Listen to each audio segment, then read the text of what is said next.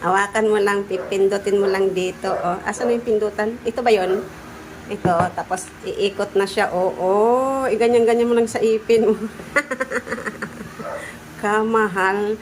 Oh, para sa mga prinsipe. Para sa mga kamahalan ito. Ayan. Hello guys! Have a happy day. This is si Madam. Masaya lang. Ito lang yung pang-upload ko kaya nagbi-video ako. Medyo tinatamad-tamad pa ako. Ang daming gawain. Alam mo yung video?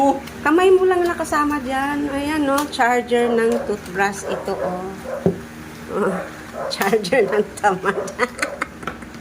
Hindi kuryente na. Hawakan mo lang, pipindutin mo lang dito. Oh, asan na yung pindutan? Ito ba yon?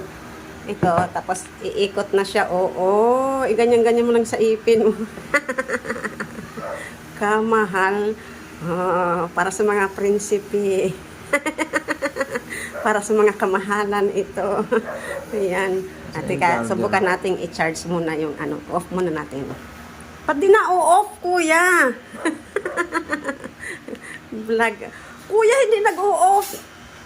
Anak, hindi ko ma-off. Depende mo paano mag-off. Ayun na, bakit ayaw sa akin? Ayan, i-charge natin. Ganito siya i-charge, guys. Oh, ganyan. Ayan. Ayan. Pag na-low bat siya, 24 hours ang charging.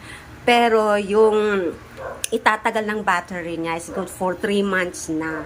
Tagal, di ba? Ayan, oh. Marami pang hugasan si Madam. Ayan, oh, nag-iintay. Ano naman, charger. Oh, ayan. Ayan. Masaya na. Masaya na. Si Senyorito Keigo. Makikita dyan, ma. Tsaka na, nagtitrip ako ng anak. Ayan eh. Ayan guys. Wala akong ibang ma-vlog kundi yung bagong bilhin niya ang toothbrush. Pwede pala siya guys dagdagan ng ano ng head ito. Ito ba, yung toothbrush, may nabibili siya. Medyo may kamahalan lang, research nyo na lang. Deserve naman to ng anak ko. Ito na nga lang ang pagpasaya niya. Masaya ka na. Papabili din ako ng ano, yung toothbrush alone lang ito. Magkano anak? 2 peraso. Yung toothbrush lang, hindi kasama tong buong ano. 800 daw. Yung ano. So pag pagbigyan ko muna siya, pag talagang effective sa kanya, bibili kami ng additional toothbrush kasi alam mo yung family namin inggitera. Mga inggitero, pag mayroon yung isa, dapat lahat meron. Pag may lakad yung isa, dapat sama-sama. Ayan, nag-washing ako. Yan.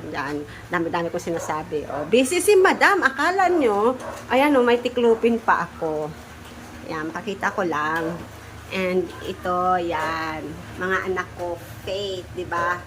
And confidence.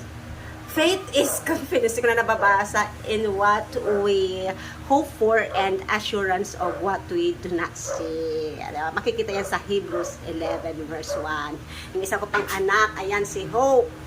Diba? Hope is, for I know the plans I have for you, declares the Lord, plans to prosper you and not to harm you, plans to give you hope and a future. Beautiful, diba? And ito ang aking baby love. Ayan, love, diba? For God so loved the world that He gave His only one begotten Son, that whoever believes in Him shall not perish but have eternal life. Diba? Mga pangalan niya ng anak ko. Nauna lang si Keigo Victor, diba? Kasi may nauna na akong Victor. Winner! Ayan. Ayan ang ibig sabihin ng pangalan niya. Yan! Diba? So, busy si Madam. Daming gawain. Tulungan niyo ako, guys. Magsasampay pa ako. Ayan, gumagalaw pa yung aking... hindi ko napunasan yung ano. May 19 minutes pa hinihintay.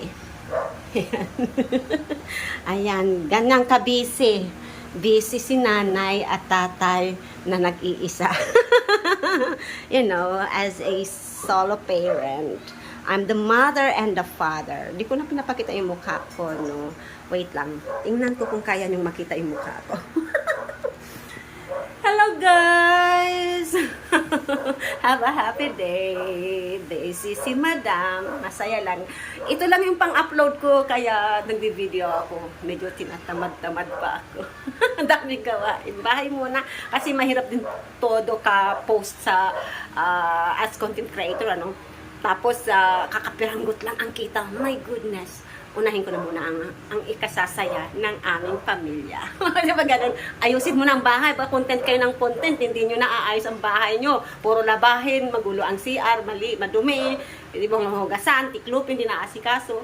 Unahin muna yan. Kasi hindi pa naman kumikita ang iba. Okay lang kung mga kumikita na kayo regular, no, monthly. Kung hindi pa naman, papitik-pitik lang, nako, mag-isip-isip.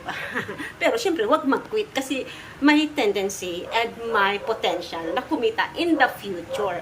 Pag maswerte lang yung mga nauna na milyones na yung kanilang mga followers at talagang nanunood. Pero sa mga tulad natin na struggling pa rin sa pag-vlog, go na ng go. Wag magsawa, nakikita kayo ako dito kasi naka-back cam eh. So, yun ang masasabi ko. Do not quit.